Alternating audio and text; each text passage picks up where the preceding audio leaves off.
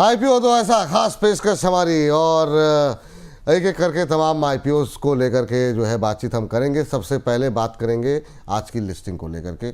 काफ़ी जो है ज़्यादा लोगों की जो है टिप्पणियाँ यहाँ पर आई हुई हैं। एक एक करके ज़रा बीसीसीएल को लेकर के पहले बात उत्तर देने की कोशिश करते हैं। सुबह भी हमने काफ़ी डिटेल में आपको बताया, अब समझते हैं कि रवि जी की राय क्या है। सर, बीसीसीएल आज की लिस्टिंग काफ़ी शानदार देखने को मिली है, और अगर हम देखें तो लिस्टिंग के बाद बहुत लोगों की क्वेरीज है कि अभी यहाँ पर बीसीसीएल में क्या करना चाहिए, क्या ख़रीदें क्या बेचें। अभी जिनको मिल गया है पहले उनके बारे में बात कर लेते हैं। जिन लोगों के पास आईपीओ अलॉटमेंट मिल चुका है और अभी तक वो होल्ड कर रहे हैं, आपकी टिप्पणी क्या रहेगी बीसीसीएल आईपीओ को लेकर के? देखिए, बहुत धन्यवाद पहले तो विपुल जी कि आपने मौका दिया। और आप सबसे बड़ी बात है कि रिकमेंडेशन पे था, बहुत लोग देखना चाहते थे, इसके व्यू सुनना चाहते थे। मैं उनको बताता हूँ। देखिए, तीन तरीके के मेरे इस समय जो मन में है वो है। पहला रिकमेंडेशन उनके लिए जो लोगों ने आईपीओ पे डाला था।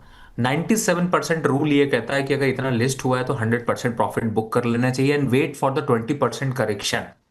उसके बाद वहां पर दोबारा एंट्री बनती है। दूसरा, जिन लोगों ने प्रॉफिट बुक करने की सोच रहे हैं लेकिन बुक नहीं करना चाह रहे, उनको पहला कि जो पैसा डाला था उतने शेयर तो बिल्कुल बाहर निकाल लीजिए, जिससे आपका इनिशियल कैपिटल जो है वो निकल जाए। और 35 का स्टॉप लॉस डाल दीजिए और चलने दीजिए। जो चलेगा वो देखेंगे, इस पे अपडेट लेते रहेंगे।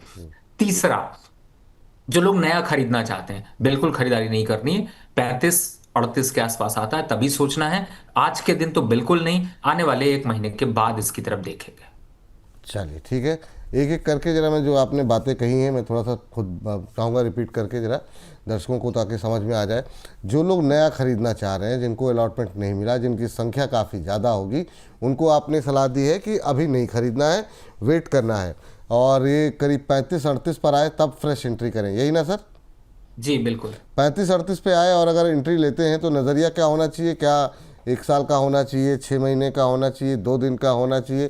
तो उसमें कई तरह के लोग हैं, ट्रेडर भी हैं, इन्वेस्टर भी हैं, तो किन के लिए क्या सलाह रहेगी आपकी?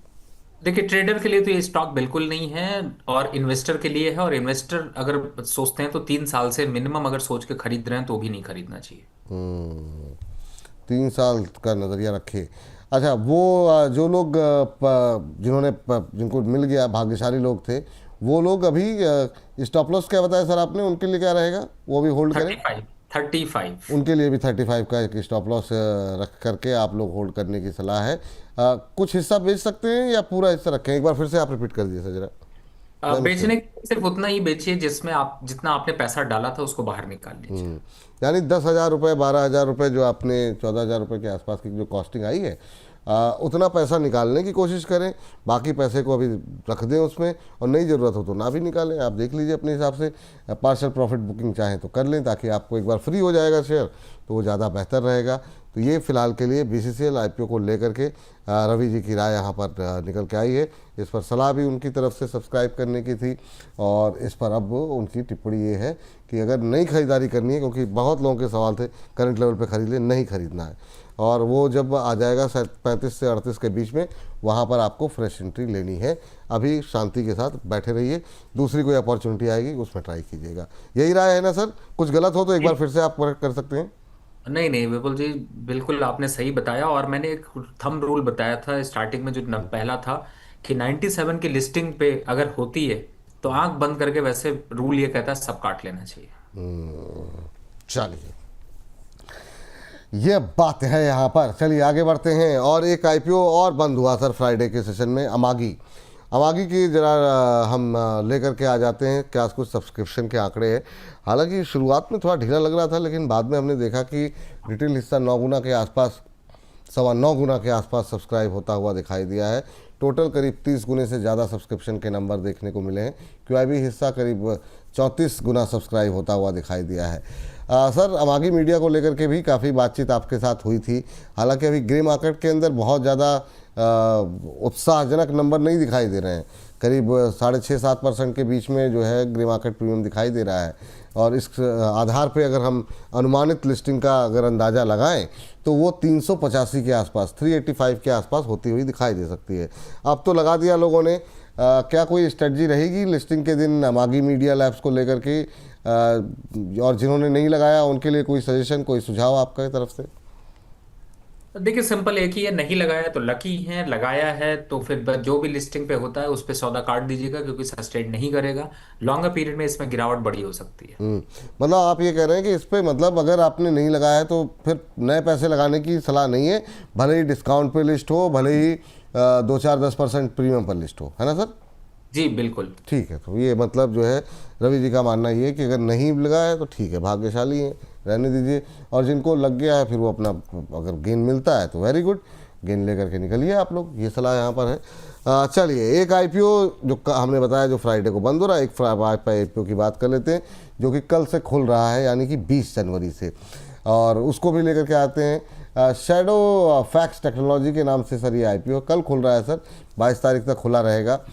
23 तारीख को अलॉटमेंट होगी और अनुमानित एक जो डेट है लिस्टिंग को लेकर के वो 28 जनवरी के आसपास की लिस्टिंग रहेगी। इसके अगर बाकी अगर कोई ग्राफिक्स हो तो दिखा दीजिए, अदरवाइज़ जो है सर क्या व्यू है अगर आपकी निगाहें कहीं हो? करीब 118 से 124 रुपये पर शेयर का प्राइस बैंड रखा गया है। टोटल इशू साइज़ जो है छोटा आईपीओ है 1900 करोड़ के आसपास का, जिसमें कि 900 करोड़ के आसपास जो है वो ओएफएस है, करीब 1000 करोड़ के आसपास का फ्रेश इशू है।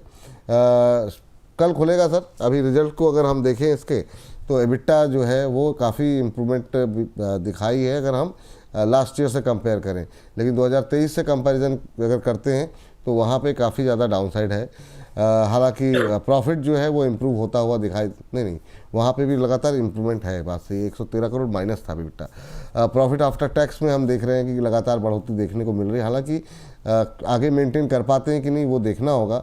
टोटल इनकम में अगर हम देखें तो 1422 करोड़ से बढ़ के 1896 करोड़, फिर जो है मार्च क्वार्टर के अंदर हमने देखा 2514 करोड़ के आसपास। असेट्स में भी लगातार 3 गुने के आसपास का इजाफा हुआ है पिछले 2 साल में। सर आपका व्यू क्या है अभी जो है शैडो फैक्स टेक्नोलॉजी आईपीओ को लेकर के, क्योंकि ये अभी कल शुरू होगा और अभी से हम देख रहे हैं डबल डिजिट की तरफ बढ़ता हुआ ग्रे मार्केट प्रीमियम जो है वो दिखाई दे रहा है। देखिए विपुल जी, सबसे पहले तो इस कंपनी के उसको समझें तो इसका जो प्राइस बैंड है वो है 118 से 124 रुपए।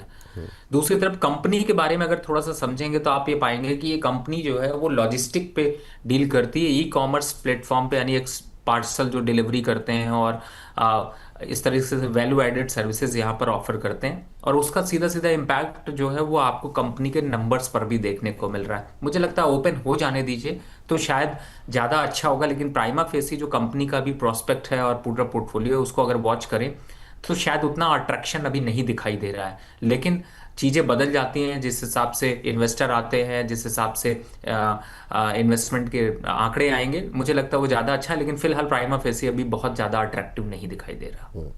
तो एक बार के लिए फिर इसको क्या अवॉइड करने की सलाह रहेगी? हालांकि कल खुलेगा, आप बुधवार को आप रहेंगे तो एक बार दोबारा आपसे पूछ सकते हैं, लेकिन अभी तक के लिहाज से क्या अभी मन बनाए इसको लेकर के, अभी थोड़ा रिस्पांस देखने दें अभी कैसा मिल रहा है?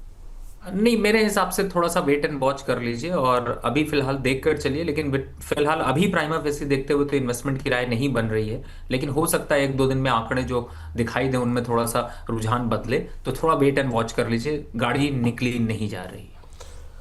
गाड़ी निकली नहीं है, थोड़ा सा इंतज़ार कर लीजिए। सब्सक्रिप्शन के आंकड़े, ग्रे मार्केट प्रीमियम किस तरीके से आगे चलता है, आगे और ज़्यादा एनालिसिस के साथ रवि जी की राय ही अगर आपको जाननी है तो बुधवार को जो है आपको जो है रवि जी की राय और डिटेल में मिल जाएगी। बाकी हम लोग आगे चर्चा लगातार करते रहेंगे।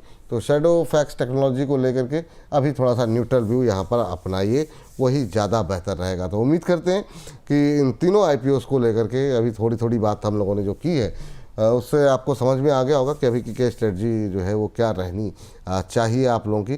कुछ लोगों की टिप्पणियाँ भी लगातार आ रही थी, लेकिन देखते हैं अगर कोई टिप्पणी अगर लेने लायक हो तो ठीक है, अदरवाइज़ जो है सर डिस्क्लोजर क्या रहेगा आपका? जिन भी स्टॉक्स की मैंने बात करी इसमें मेरी पर्सनल पोजीशन नहीं है, क्लाइंटों का एसोसिएशन गए हुए हैं।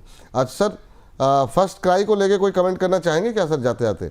मतलब अगर आपके जहन में कुछ नाम हो, एक दर्शक हैं बहुत नीतू त्यागी जी हैं, वो आपसे ही रिक्वेस्ट कर रही हैं, एवरेज करना चाह रही हूँ, 1 साल से होल्ड किया हुआ है, आईपीओ सेगमेंट में कह रही हैं, आईपीओ में मिला था, तो इसलिए इसको आईपीओ सेगमेंट में डिस्कस कर लेते हैं जाने से पहले आपके। ₹265 के स्टॉप लॉस से होल्ड करना चाहिए, लेकिन 290 के आसपास आता है तो रिव्यू जरूर कराइए। चलिए ठीक है, बहुत बहुत शुक्रिया सर, बहुत बहुत धन्यवाद आज की इस चर्चा का हिस्सा बनने के लिए, अपना महत्वपूर्ण समय देने के लिए बहुत बहुत धन्यवाद। तो इस सेगमेंट पे फिलहाल के लिए इतना ही।